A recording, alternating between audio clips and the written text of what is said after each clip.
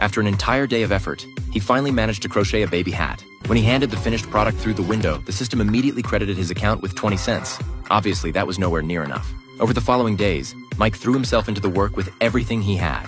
Every time he turned in a finished piece, he'd grab new materials and start again right away. Because in this place, even eating cost money, and a single meal ran $1. At that rate, what he earned could barely keep him alive. Fortunately, with practice, Mike got faster and more skilled. To cut costs wherever he could, he started sleeping with the lights on, eating just one McDonald's meal a day, and even holding it in as long as possible.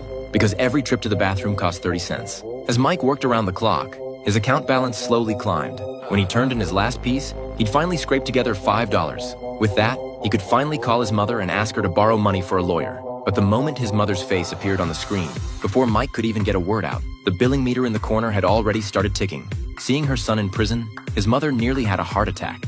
I need money for a defense lawyer. $10,000.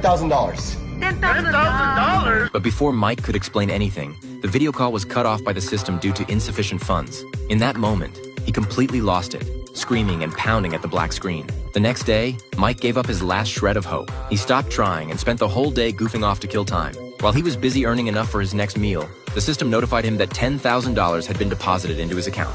But as luck would have it, Mike didn't even look up. At that point, the only thing that seemed to matter to him was getting something to eat. Soon enough, the 3-month deadline arrived, and the system asked him once more, cold as ever, whether he would plead guilty. Mike now had two paths in front of him: submit and plead guilty, accepting a 45 to 47-year sentence, or hire a lawyer right now and fight. Just as Mike was drowning in despair, he suddenly noticed an unread message on the screen. Curious, he tapped on it and discovered it was a $10,000 transfer from his mother. She had never given up on him, and the money was enough to cover a lawyer. Mike immediately submitted a request, hoping someone would finally speak up for him. As the $10,000 vanished from his account, he finally got connected with a lawyer. But things were far from what he'd imagined. The lawyer told him his case was extremely tricky and nearly impossible to resolve easily. He advised Mike to drop any illusions and just plead guilty. That was the most realistic way out. And with that, the call was abruptly ended.